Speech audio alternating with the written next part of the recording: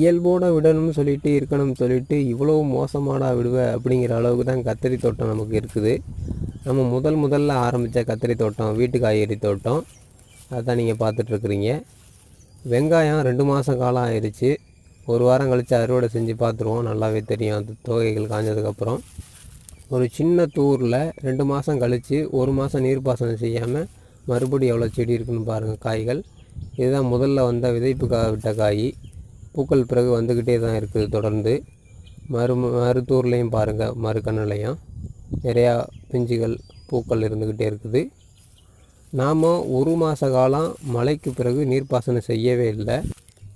இப்போது 1 வாரத்துக்கு 1 தண்ணி அப்படிங்கிற மாதிரி ஒரு 2 வாரம் 2 தண்ணியை நம்ம கட்டியிருக்கிறோம்.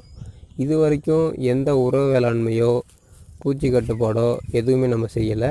2வது முறை வந்துருச்சு. எந்த அளவுக்கு புதர் செடி மாதிரி இருக்குது பாருங்கள்.